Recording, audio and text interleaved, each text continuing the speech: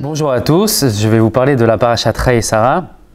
Donc le grand épisode qui prend une grande partie de la parasha fait 63 psukim. C'est Eliezer qui va chercher une femme pour Yitzhak, son maître. Et on peut se poser la question, pourquoi est-ce que le récit prend tellement de temps et de pages à nous raconter non seulement la tefila que va faire Eliezer pour trouver une femme à son maître, mais également la réalisation de cette tefila. Et enfin, lorsqu'il va rencontrer Lavan et Bethuel, il va de nouveau raconter la tefila qu'il avait faite pour trouver cette épouse et la réalisation de cette tefila. Pourquoi est-ce que la Torah prend le temps de faire 4 récits?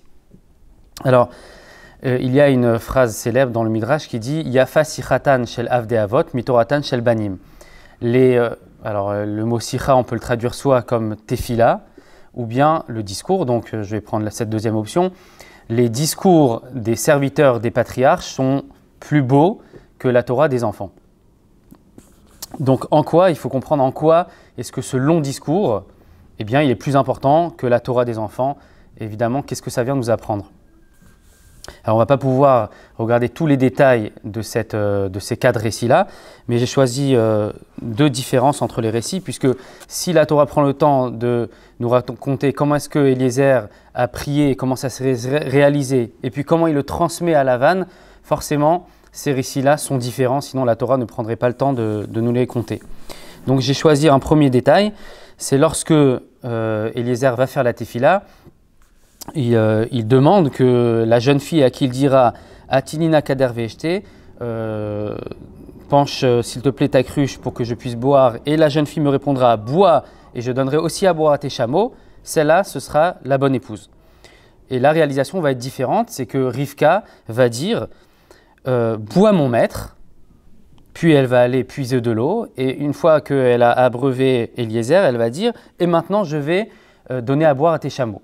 Donc on voit ici une grandeur chez Rivka parce qu'elle n'a ni associé Eliezer au chameau, elle n'a pas dit « bois toi et les chameaux », et également elle a laissé le temps à Eliezer de boire sans lui mettre la pression de savoir qu'elle allait encore devoir faire des efforts pour puiser de l'eau. Donc on voit une grandeur chez Rivka qui prend soin de mettre à l'aise Eliezer. Et lorsque Eliezer va raconter ça à Lavan et Bethuel, il va omettre ce point-là. Il va dire exactement ce qu'il a espéré dans la tefila, et j'ai demandé une fille qui me donnerait à boire et à mes chameaux, et la fille a dit « bois et je donnerai à boire à tes chameaux ». Donc il a éludé toute cette qualité qu'on vient de relever. Pourquoi est-ce qu'il enlève ce point-là?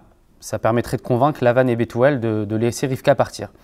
Alors la réponse qu'on peut donner, c'est que Lavan et Bethuel viennent d'un monde de Avodah Zara où la divination est la manière de vivre, et donc Eliezer voulant arriver à sa fin, il va utiliser les moyens qui vont persuader et convaincre Lavan et Bethuel. Il ne va pas aller leur langage en disant « Regardez, j'ai demandé à boire et puis elle m'a donné à boire à moi et à mes chameaux. C'est tout ce qu'il faut retenir. » Et là, Lavan et Bethuel vont y voir un signe. Pas besoin de parler des qualités humaines.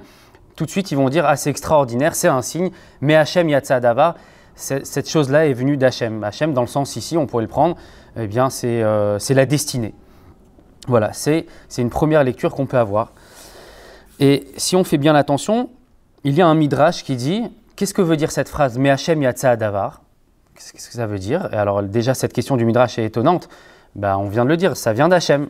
Eh bien, il y a une discussion entre des Tanaïm. Rabbi Shua bar Nechemia, il dit « D'où est-ce que est sortie cette chose-là » Eh bien, Mehar à Moria yatsa. Ça vient du Har à Moria, du mont Moria. C'est quoi le mont Moria? C'est lorsque Yitzhak finalement a été sauvé de la ligature, eh bien on raconte que Rivka est née à ce moment-là. Donc en fait, c'est comme si Rivka lui était destinée. Donc ça rejoint notre première lecture. Mais dans ce même midrash, il y a un deuxième Tana qui dit qu'est-ce que ça veut dire que la chose est sortie d'Hachem? Ça veut dire quoi? Vera Banan Amre, les Chachamim disent mais Yatsa, d'où est sortie cette chose-là? Utei Isha les Ben Adonecha Kachar Diber Hachem. Eh bien, c'est la phrase que Lavan et Bethuel eux-mêmes vont dire lorsqu'ils disent, eh bien, cette femme-là, Rivka, sera une épouse pour le fils de ton maître. Donc, ça veut dire la phrase que eux-mêmes vont dire, Lavan et Bethuel, le fait qu'ils acceptent, c'est ça, mais Hachem Yatsa Davar. Alors, j'aimerais expliquer un peu plus cette opinion-là et vous relever un autre détail qui montre un changement de scénario entre les deux récits. Lorsque Eliezer a rencontré Rivka et qu'elle lui a donné à boire, etc., immédiatement, Eliezer va lui donner des bijoux et des bracelets. Et une fois qu'il a fait ça, il lui demande d'où tu viens, de quelle famille tu es. Pourquoi? Parce que Eliezer, ayant vu ce qu'elle avait fait, eh bien, il savait que c'était la bonne épouse. Il n'avait même pas besoin de lui demander qui elle était. Par contre, lorsqu'il va raconter le récit à Lavan et Bethuel, il va inverser. Il va d'abord dire, eh bien, je lui ai d'abord demandé d'où est-ce qu'elle venait, et après, je lui ai donné les bijoux. Alors, c'est étonnant. D'après la première lecture qu'on avait faite, si vraiment ce qui les convainc, c'est le signe, c'est la divination, c'est cette manière-là de penser, au contraire, Eliezer, il aurait dû dire, eh bien, je lui ai donné les bijoux tout de suite parce que je savais que c'était elle et c'est un signe. Alors ici, en fait, il y a une lecture inverse de ce qu'on a dit, c'est que il y a une histoire humaine. Ça veut dire quand on dit Me'Hashem Yatsa Hadavar, c'est pas la destinée, c'est pas les choses, elles sont jouées depuis ces mektoub, etc. C'est pas ça. C'est qu'il y a une histoire humaine, il y a une femme qui a une qualité, et c'est ce que Eliezer va chercher pour son maître. Voilà, c'est ça, Me'Hashem Yatsa Hadavar, il prie pour ça. Bien sûr, il y a besoin de l'aide d'Hachem, mais dans le sens où on va repérer des êtres humains avec des qualités humaines. Et c'est ça qu'il veut transmettre à Lavan et Bethuel en leur disant, voilà, moi ce que je veux, c'est que vous voyez, au contraire de la première lecture, c'est que voilà, Hachem, il est là derrière cette histoire-là, mais c'est une histoire humaine avant tout. Et c'est ça que Lavan et Bethuel vont dire, mais Hachem Yatsa Hadavar, cette chose-là est sortie d'Hachem. Ça veut dire quoi? Il faut aller demander la permission à la jeune fille pour qu'elle vienne. On apprend d'ici qu'on peut épouser une femme que si elle est d'accord. Donc il faut l'avis de cette femme-là. Voilà, donc il y a un peu ces deux lectures. Voilà pourquoi la Torah prend le soin de détailler les deux récits, parce qu'on voit des différences qui sont très importantes. Soit Eliezer parle le langage de Lavan et de Bethuel, le langage de la divination, de la destinée, où l'être humain finalement n'a pas sa place. Soit au contraire, que Eliezer veut transmettre, il y a une histoire humaine, il y a des qualités humaines, et c'est comme ça qu'on construit un couple.